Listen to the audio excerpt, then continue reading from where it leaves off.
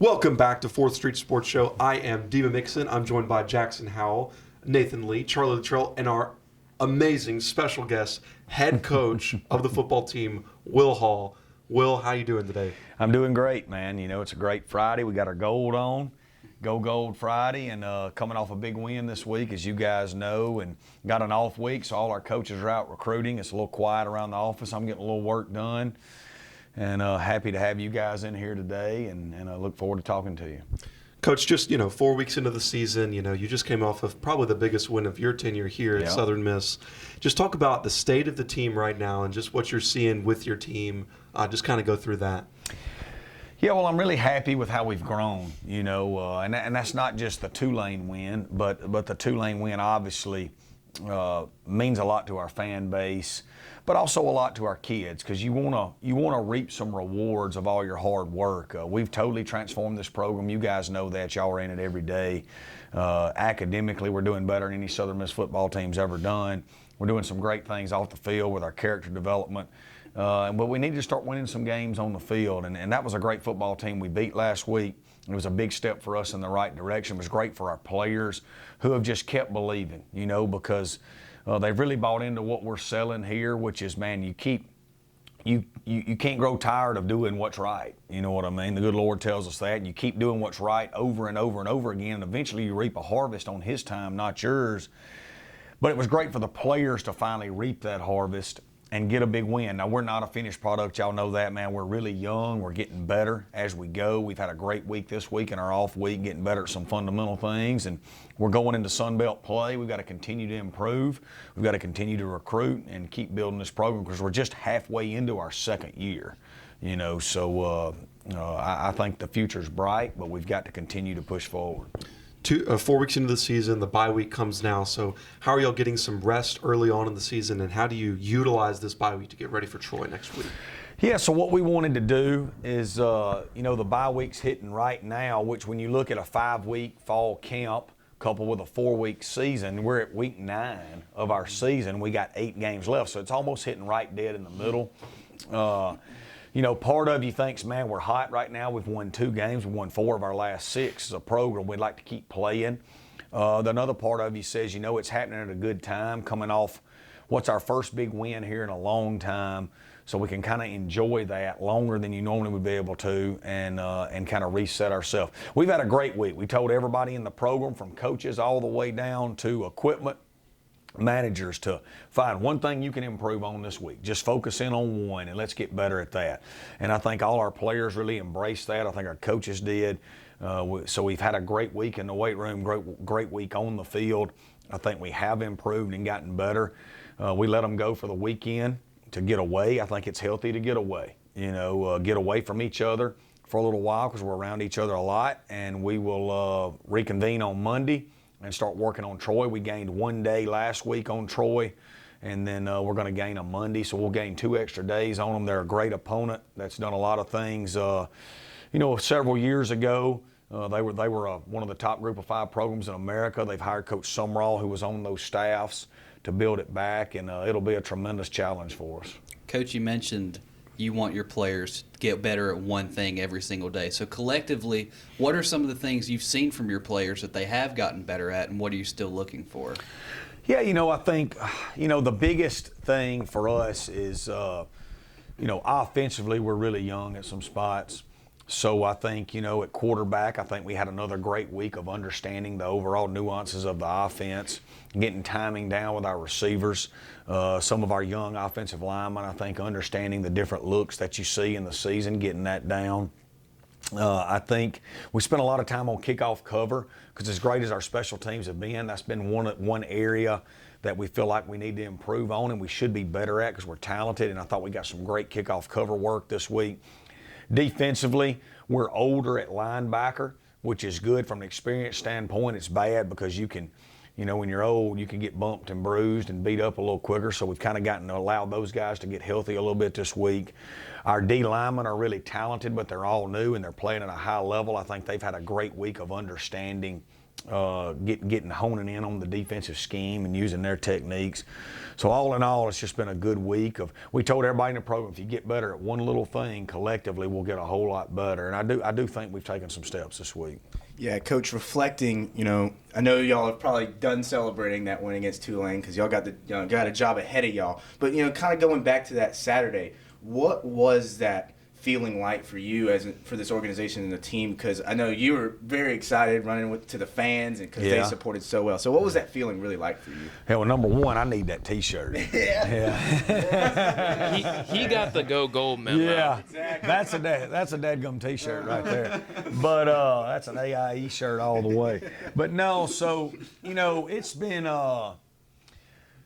building this thing back has not been easy, and we're not done yet. Like, we still got some tough rows to hoe to get it back like it's supposed to be, because this is a proud program with such rich and storied tradition. But I think as hard as it's been, particularly for me and our fan base, and the sale of that, because fans want it to happen right now, right? We're like the 5-year-old at Christmas, man. We want to open our presents on Christmas Eve. No, you got to wait till in the morning, and that's a tough deal, and we're asking our fans to wait a little while so we can build it back right.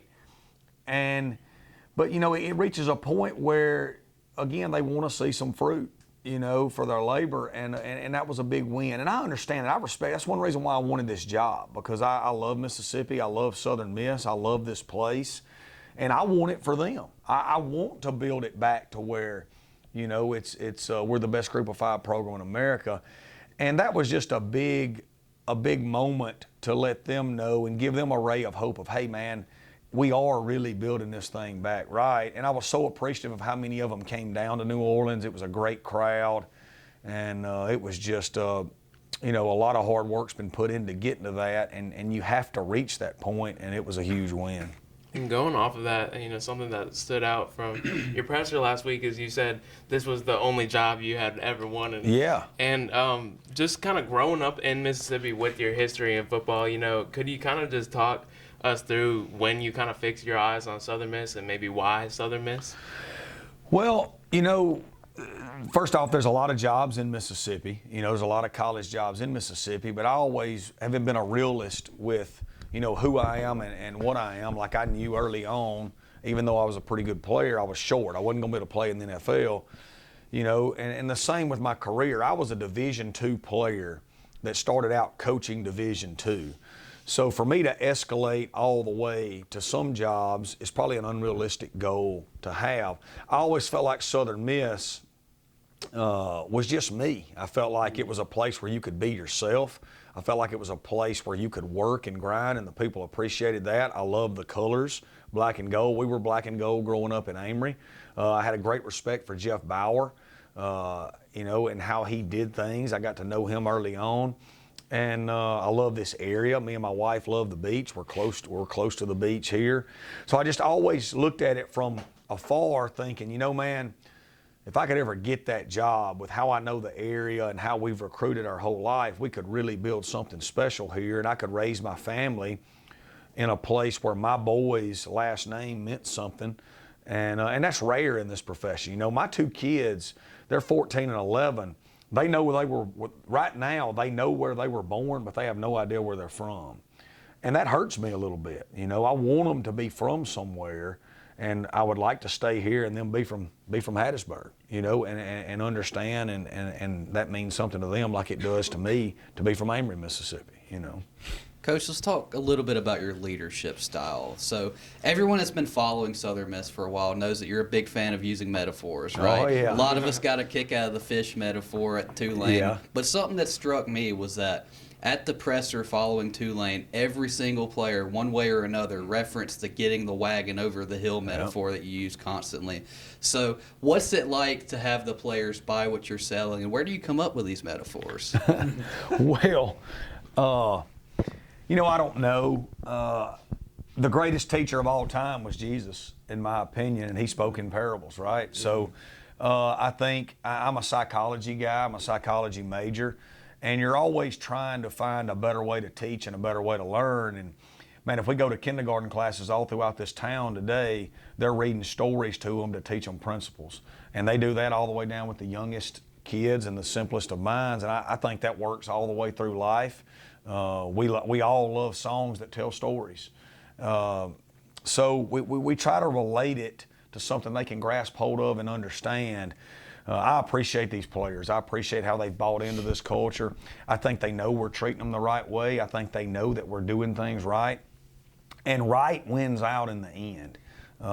It always does. Sometimes right takes a little longer to win out, but it does always win out. And we're doing it the right way. I would like to be 4-0 right now. We're going to be 4-0 one day. But no, I love our players, and I appreciate all the things they say, and it means a lot to me when they embrace what we're doing. Coach, you see that trophy behind you? Yeah. The best Division III player. And Division two. two. Sorry, Yeah. my bad. Division II. Yeah. But we've also seen your arm out there in practice, kind of throwing the ball. So Yeah. it looks like you kind of still have it. We've seen some things on Twitter and Yeah. just watched you out there being able to throw the ball. So could you just talk about your experience playing, being able to get that trophy, and being around the sports, how it modeled, if it did, the way that you coach, the way that you analytically look at games, how to beat opponents, how you strategize for opponents. How does your experience playing kind of develop into that coaching style? Yeah, I think it goes all the way back to how I was raised. I grew up in a football home. My dad allowed me to follow him around all the time, so I was a football junkie. I grew up in a home with a mother and father that were brutally honest with me, and they told me early on, my dad told me early on, hey man, you're not going to be big enough to play in the NFL. It just is what it is. But you can be a really good player if you outwork everybody all the time.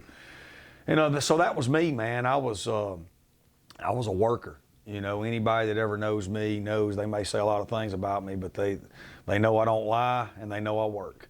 And so I maximized everything the good Lord gave me, and that's always driven me because I've always seen that there is a pathway to success for everybody. It's different for everybody. It's easier for some than others. And we were able to overcome a lot. And I was blessed now. I played for a great high school coach and my dad who was cutting edge offensively. We led the state in scoring my senior year. Then I go to Northwest Community College and played for an offensive coordinator named Scott Maxfield and a head coach, Bobby Franklin. We were no huddle spread when nobody was, led the state in scoring and offense. And I played college for Mark Hudspeth and Kenny Edenfield at North Alabama, who were one of the first people to combine the shotgun with the under center option. So we were, I was very blessed to play at places where we had really good players and we were on cutting edge schematically. So I learned a lot, but it also allowed me to utilize my talents. Quarterback's the most unique position in the world in any sport because the success of the team depends so much on the quarterback, but the success of the quarterback depends so much on the team. If Tim Couch would have got drafted by the Patriots and Tom Brady would have got drafted by the Browns, we probably don't even know who Tom Brady is.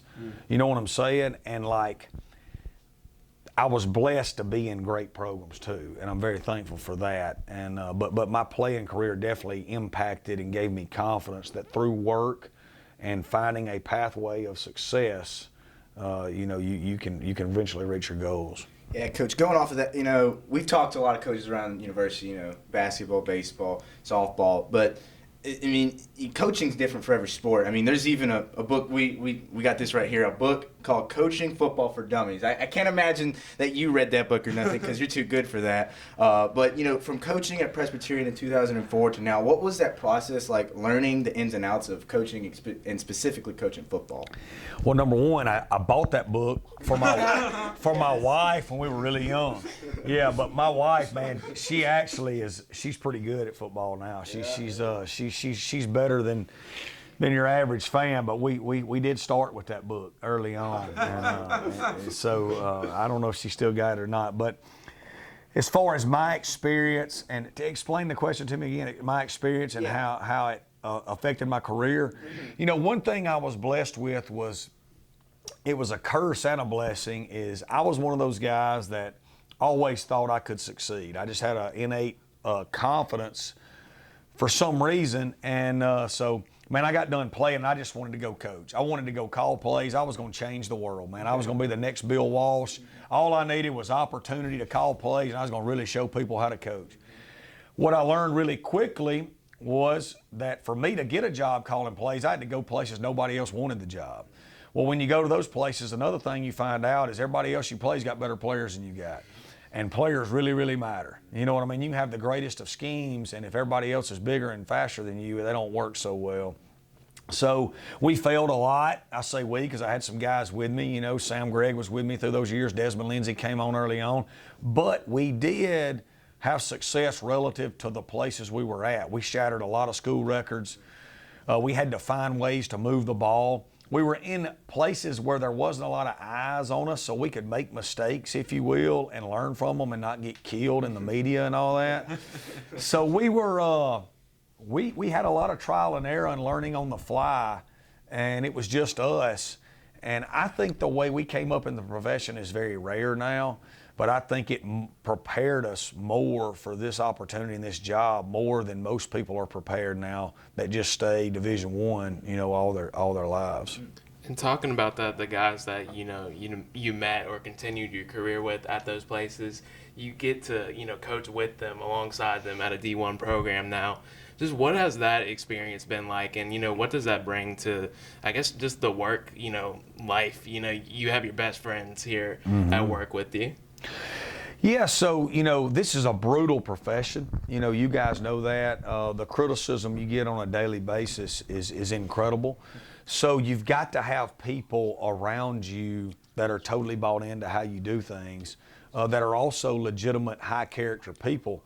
And a lot of these guys, from Sam Gregg to Desmond Lindsay to Austin Armstrong to Lance Ancard to Reed Stringer, even some of the younger guys, like Caden Cochran and Jordy Joseph and Ben Thomas and Chad Williams, Mark Kreiner now. Those guys have been with me for an extended amount of time. Like, they really know what I'm about. They know what I want it to look like. They know how I want to treat people.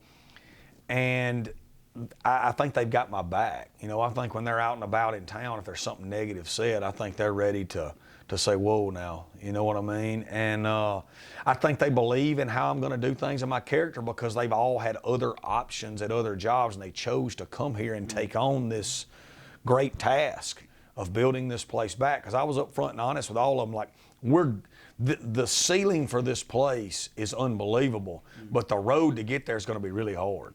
And we're going to take a lot of criticism because they're going to expect it way faster than it's feasibly possible to get done. And but once we get it there, it's going to be so much better than at some places where they really don't love it like they do here. So I'm very appreciative of all those people. I think you surround yourself with good people that remind you of who you are and what you want to be, because when times get tough, you've got to hold on to your values even harder than you do in the good times, For those of you watching and listening at home, Coach Hall has an office just like many of y'all do. So with that in mind, can you just walk us through, like, what's your day-to-day? Like, what are you going to do for the rest of the day? Obviously, bye week, not game prepping. So what's that day-to-day look like, Coach? Well, day-to-day is different from a Sunday to Saturday standpoint, but almost every Sunday is the same. Almost every Monday is the same. Every Tuesday is the same. Days start early for me. I'm an early riser. I'm going to get in here somewhere between 5:20 and 5:50. We're college students. We don't know what that is. So, I'm rolling early. We start meetings anywhere from 6:45 to 7:15 with the players. Then we're out on the field anywhere from 8 o'clock to 8:30, depending on the day. We're done at 10:20 every day with the players. Then we get off the practice field. We watch the practice tape as an offensive staff, and then we game plan for some specific situation based off the day. And then we'll script practice for the next day. Everything's scripted and planned. About 3:20 every afternoon, we have a full staff meeting. I'm a quick staff meeting guy. I think the biggest waste of time in any organization is when you get everybody in the department there to listen to the boss talk for a little while, because nobody's working but sitting there listening to me talk. So I try to be extremely organized in those staff meetings. We have bulleted points that we've got to talk about. Those last anywhere from 7 to 20 minutes. We're never in there longer than that, and we're out of there and back working. And then we'll work into the night to make sure the next day's planned and everything's done. And then we wake up and do it again. So that's the season. There's recruiting involved throughout all that, through text messaging, direct messaging, phone calls. And I try to get up early, and I try to start our days early for me and for our staff, because we have a lot of our staff members have young children. So I want them to be able to go home. I want them to get home before their children go to bed. I think it's important for Dad to be at home. I think it's important to see Dad before we go to sleep. And so that's why we get up early. We try to get up and get in here while they're sleeping so we can get home while they're still awake. And so that's a general, day for us.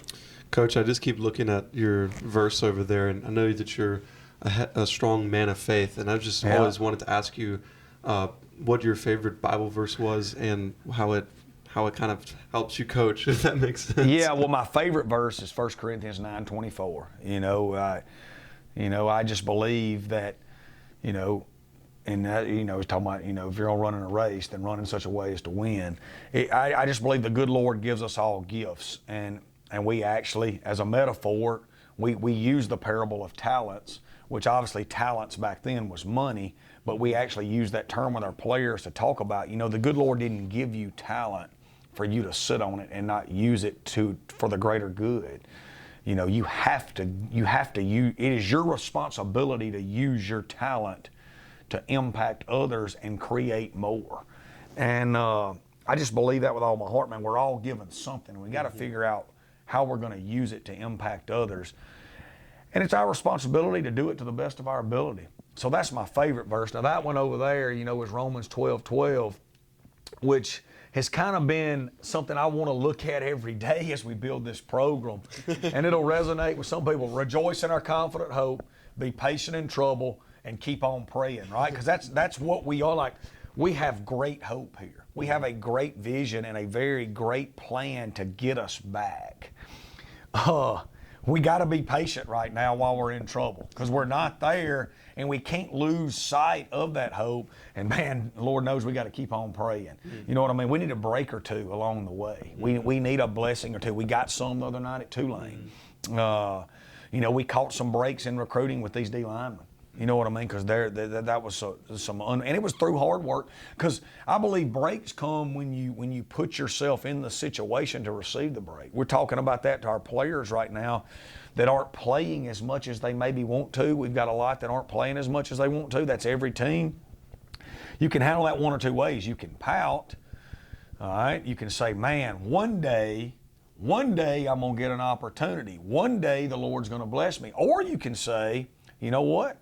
Tuesday's coming up this week. I'm going to get in. Maybe that is my blessing. Maybe that is my opportunity from the Lord. And I got to take the advantage of it and make the most of it. And that's kind of where we're at right now, man. We really are rejoicing in our hope. We're being patient as we work, and we're keep on praying for more opportunities where we can take advantage of those opportunities, Well, Coach, do you have anything else to add at the end of the interview? No, I appreciate you guys, man. I've been a lot of places. I think you guys do a great job. I appreciate you. I love Southern Miss. Everybody, I hope knows that. And I just encourage people to please get on board with us right now as we're building, because there's going to come a day where we're favored in every game. And that's going to be fun too, but the climb is so much more fun than sitting at the top of the mountain. And man, this climb is going to be fun. We got a huge game coming up next week. We got homecoming. We got some great home games, and I just appreciate everybody, and get on board with us. And it's going to be some fun times coming.